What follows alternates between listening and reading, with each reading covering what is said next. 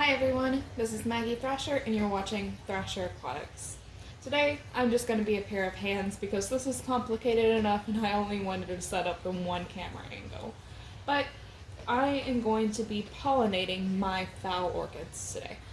And it's not a very difficult process, but it's kind of tedious, so I thought that I would record it because, well, someone might like to laugh at me. Last time I did this, it took me about 30 full minutes to pollinate one flower, and in doing that, I actually had some things come up in the next couple of months, and the orchid dried out, and it looks like that pollination has stalled. So I'm going to try it again with this pair. This is a pair that I just picked up at a department store, over the past couple of weeks. And I really liked the veining in this one, as well as the color in both of them. So I thought that this would be a good match and would be interesting to see how many would get the veining in the flowers versus the spots. I hope, it seems that you can see a pretty good angle of how this looks, but both of them also have this yellow center that I really, really love. In pollinating these orchids, it's pretty simple. I do believe that you can self-pollinate, but I always recommend getting two mother plants because you're crossing out the genetics and it's going to be a healthier plant typically. But every orchid, let's see, move in a little closer. Every orchid flower has a hood on it right here, and this is where they keep the pollen. And this all refers to phal orchids, which I'll put the full name on the screen because I cannot pronounce that, but it's really the only ones that I've ever worked with pollinating, so that's the ones I'm going to be referring to today. But every orchid has a hood at the top of its flower here, very end, and you can pull this hood open and remove the pollen. Let's see if I can get a good close-up of that. Come on, focus, focus, focus. Get to it. Come on, can I be a beauty YouTuber? Let's see. Okay, well, trust me. There is pollen in this little hood right here. And what you do is you take this and you can remove the tip of it to where you just have the pollen sac. Sorry for not being able to get it really in focus. I record on my phone right now, so it's, I don't have manual focus. See right there? And I took this from this flower right here, and this flower is likely going to shrivel up within the next few days after it loses this pollen. And what I'm going to do is I'm going to take this pollen that I have stuck to the tip of this sewing needle, and I'm going to put it over here on the mother plant. Let's see. I want to get close so you can see it. I'm going to do it in this.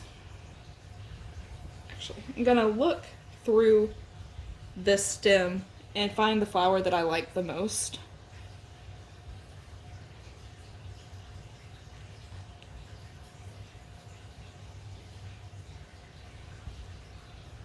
I really like the striping in here, and I feel like this is a really defined flower. So what I'm going to do is I'm going to go ahead and, I need to make sure I get that. I'm going to go ahead and remove this hood just to make it easier to access. There we go.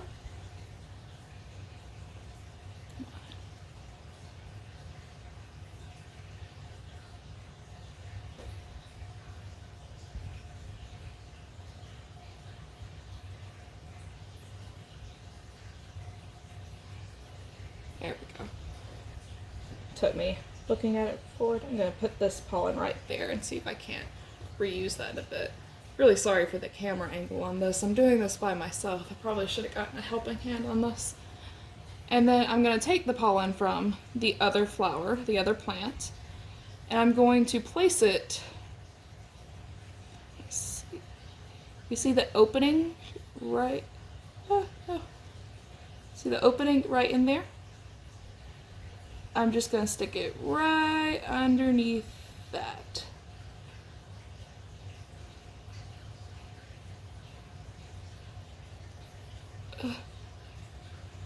This is why it took me 30 minutes last time. Okay, I got it in there. And you can see it's just stuck right in that little place right there. And I ended up breaking part of this flower, but it's going to end up shriveling up in the next couple of weeks anyway. So, it didn't take me nearly the amount of tries as it did last time. But basically what's going to happen over the next few weeks is this entire stem is going to start dropping its flowers. And where I place that is going to swell up. Poppy, honey, you always make an appearance, don't you, honey? Yeah, you always make an appearance. Let's not. Okay. So please excuse Miss Poppy. So this part of the flower here is going to swell up, and then underneath the flower, the stem, this is going to become the seed pod. And I can show you the other orchid that I pollinated for to kind of show you what's going on with that as well. Alright, I am back. So this orchid is one that I pollinated a few months ago. And like I said, I think I let it dry out too much, so it kind of stalled. But you could see the flower of that orchid, or the whole stem, all the flowers dropped. But this one, and this one just kind of dried up. And the top became a seed pod, which is super cool. Like I said, it stalled out right at this area here, but this would normally grow to the point of where it's split. And that's when you are able to germinate the seeds. Oh, Miss Poppy. But I just wanted to show you what it would look like a few weeks down the line, since I already had one on hand. I am sad that I unfortunately let this one go too long to the point of where it did dry up and stall. But hopefully I can get this to sprout again and try the same pairing that I did. But other than that, I almost forgot. I also have these tiny, adorable mini phals, and I've heard mixed things on whether or not these are able to be cross-pollinated, but I wanted to try because I have two in flower, and that's always good. Poppy, honey, bye. Stop it. Okay, go on. So I wanted to try cross-pollinating because, why not? They look like they're the same structure as the other orchids, but this one has a much smaller pollen place here. Oh god, I should have really learned the full, like the proper terms of this before I made a video. I'll put it on the screen. But this has a smaller place where I would put the pollen. So I want to take the pollen from this flower and add it to this flower because I think it'll be easier that way.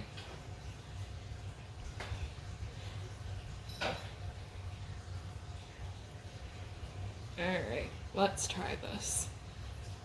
I'm going to do the same thing. I'm going to place the needle under and just pull that up. And then, yep, my tiny, tiny little pollen sac. Oh god. Then I'm going to take the pollen out of that. Oh, and then it even smells like Poppy. Oh, no, stop. Sorry, Poppy's attacking this other orchid. Let me move it. Okay, and then I've got my pollen.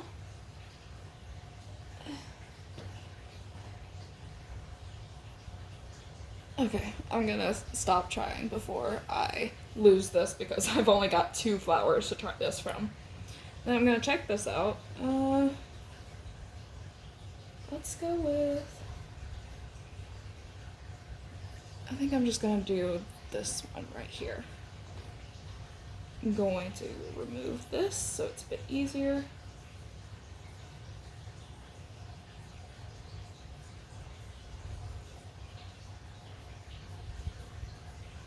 And then I'm going to place this right where I removed that pollen sac. That went so easy, and I think it was off camera. That's fantastic. But I just placed it right under there, and I will keep you guys updated on whether or not this pollination actually worked, because again, these are mini phals, so I don't know if it will. But I hope you enjoyed that short demonstration of out of focus things that are too small to see, but I thought it was interesting.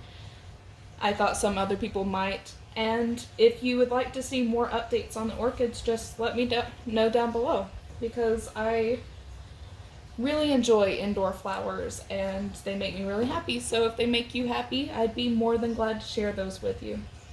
Well, I hope you have a fantastic day. This was Maggie Thrasher with Thrasher Aquatics, and I'll see you next time. Bye.